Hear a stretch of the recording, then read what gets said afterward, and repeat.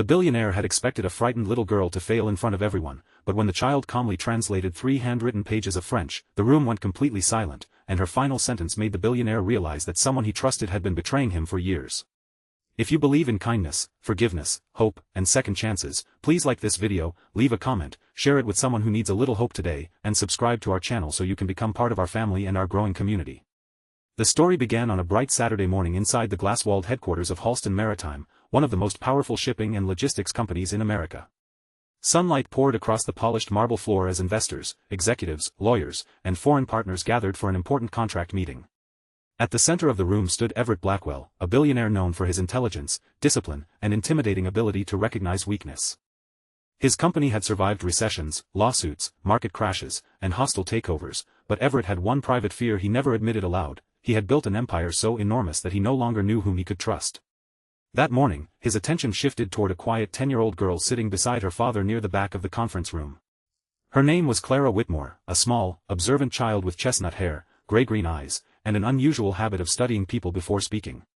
Her father, Grant Whitmore, had once served as a Navy SEAL before leaving the military after a devastating injury. He now raised Clara alone, working as a security consultant whenever contracts were available. Grant had learned to live with pain, uncertainty, and the loneliness of being responsible for a child while carrying memories he rarely discussed. Clara was the center of his life, and everyone who knew him understood that he would walk through fire before allowing anyone to hurt her. Grant had been hired to oversee security during Everett's international partnership meeting because one of the foreign delegates had requested additional protection. He had no intention of drawing attention to himself or his daughter. Clara had accompanied him because her school was closed for the weekend, and because Grant refused to leave her alone with a babysitter when his instincts told him something about the meeting felt wrong. Everett noticed Clara examining a stack of documents on the side table. One of them contained several handwritten notes in French. Everett smiled faintly, believing he had found an opportunity to test the child. His arrogance was not cruel in his own mind, he simply believed the world rewarded competence and punished weakness. He asked Clara whether she understood French. She hesitated, glanced at her father, and quietly admitted that she did. She had been studying the language since she was 7 and had spent years learning it from her late grandmother, who had been a language professor. Everett picked up the handwritten pages and placed them before her. He told her that if she could translate the most important paragraph correctly, he would personally buy her an enormous box of chocolates. Several executives chuckled.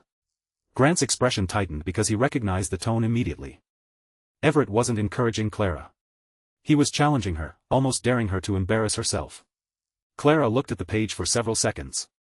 Then she began translating. At first, Everett listened casually.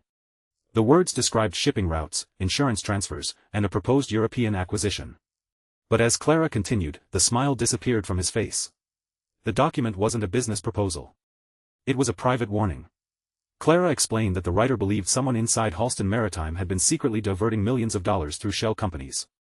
The writer also claimed that several official reports had been altered to hide the theft. Everett stepped closer, asking Clara to continue. The little girl swallowed nervously and translated the final paragraph. The writer had discovered that the betrayal was being carried out by someone with access to Everett's private financial records, and that this person planned to blame an innocent employee when the missing money was eventually discovered. The room became unnaturally quiet. Everett demanded to know who had written the document. Clara turned the page over and pointed to a small set of initials. Grant immediately recognized them as belonging to Laurent Mercier, a respected French investor who had been scheduled to sign a multi-million-dollar agreement with Everett that afternoon. But Clara wasn't finished. She noticed something that everyone else had missed. The French handwriting used a particular phrase that was common in legal correspondence but unusual in ordinary conversation. She remembered seeing the same phrase on another document that had been left in the security office earlier that morning. Grant's instincts sharpened.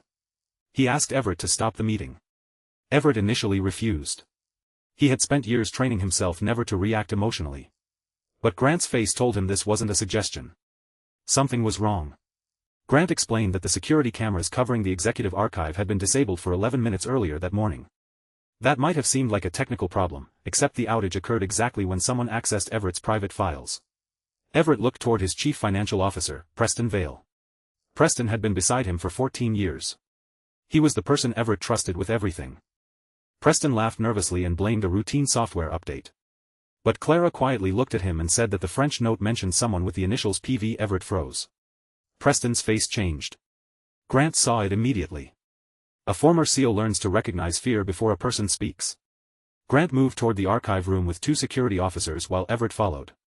Preston tried to stop them, insisting they were making a ridiculous accusation based on the translation of a child. But Clara suddenly spoke again. She remembered another sentence from the note. The writer had said that the traitor would try to destroy the evidence before the truth could reach Everett. Grant immediately understood. They found Preston in the archive room holding a small portable drive. For the first time that day, Everett looked genuinely betrayed. Preston had no dramatic confession ready. He simply stood there, pale and shaking, because the evidence was already in his hands. The drive contained years of altered invoices, hidden transfers, and correspondence with shell companies.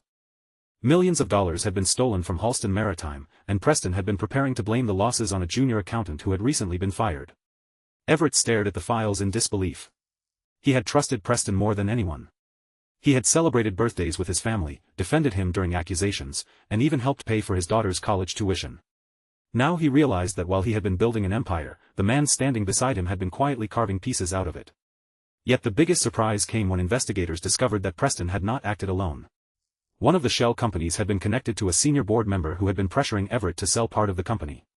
The plan had been simple: steal money, create artificial losses, cause investors to panic, and then purchase controlling shares at a fraction of their real value. The betrayal wasn't just financial. It had been carefully designed to destroy Everett's life's work. But Everett couldn't stop thinking about Clara. The little girl he had challenged because he assumed she was too young to understand the world had been the person who uncovered the truth. He approached Grant later that morning and admitted that he had judged Clara unfairly. Grant didn't immediately accept the apology. He had spent years protecting Clara from people who believed children were powerless. He explained that Clara had already endured enough loss. Her mother had died when she was very young, and Grant had spent years trying to give her a childhood that wasn't defined by grief. Everett looked at Clara and realized something painful. He had spent his entire life measuring people by what they could accomplish. Clara had just taught him that sometimes the person everyone underestimates is the one who sees the truth most clearly. Instead of offering Clara another extravagant gift, Everett asked her what she wanted. Clara thought for a moment. She didn't ask for money. She didn't ask for toys. She asked Everett to help people who were struggling the way her father had struggled after leaving the military. Everett was stunned. Clara explained that her father had once been unable to sleep because of his injuries and memories from war. She had watched him work through pain because he believed accepting help made him weak. She wanted other veterans to have access to counseling, job training, and families who understood what they were going through. Everett looked at Grant. Grant lowered his eyes, embarrassed. He had never told Everett about the hardest years of his life. That conversation changed something inside the billionaire. Within weeks, Everett established a foundation dedicated to helping wounded veterans and their families transition into civilian life. Grant was offered a leadership position, but Everett made one condition clear: Grant would have complete authority over the programs, because Everett had finally learned that money alone could not understand suffering. Clara was invited to participate in the Foundation's language and education program. Her love of French eventually inspired a scholarship for children from military families who wanted to study foreign languages. As for Preston, the investigation moved forward through the proper legal channels. Everett refused to manipulate the process or seek revenge outside the law. He had every reason to hate the man who betrayed him, but he chose something harder. He chose justice without hatred. Months later, Everett visited Grant and Clara at a small community center funded by the new foundation. Sunlight streamed through the windows as veterans and their children gathered for workshops, counseling, and career training. Everett stood quietly near the entrance, watching Grant help a former Marine repair a damaged wheelchair. He realized that his definition of success had changed. For decades, he had believed success meant controlling more, owning more, and losing less. Now he understood that success could also mean giving more, trusting wisely, and becoming the kind of person whose wealth made someone else's life less painful. Clara walked toward him carrying a small notebook. She told him she had been learning another language. Everett smiled and asked which one. Clara answered that she hadn't decided yet. Then she handed him a drawing. It showed a large ship crossing an ocean, with a tiny family standing safely on the shore. Everett studied the picture for a long moment. He understood what Clara had drawn. The ship represented everything he had spent his life chasing. The shore represented everything he had almost forgotten. Family. Trust. Kindness. And home. Everett knelt beside Clara and thanked her for saving his company. But Clara corrected him. She told him that her father had taught her something important: sometimes saving people doesn't mean being stronger than them. Sometimes it means noticing what everyone else ignored. Grant heard those words and smiled. For the first time in years, he felt that the sacrifices he had made were not simply scars from another life. They had become lessons that his daughter could carry into the future. And Everett, the billionaire who once believed weakness deserved to be exposed, finally understood that the greatest strength in the room had belonged to a little girl who had nothing to prove. If this story touched your heart, please like this video, leave a meaningful comment, share it with someone who needs hope today, and subscribe to our channel so you never miss another emotional journey. And before you go, leave a comment telling us this: what do you believe is more powerful, revenge against someone who betrayed you, or forgiveness that allows you to move forward?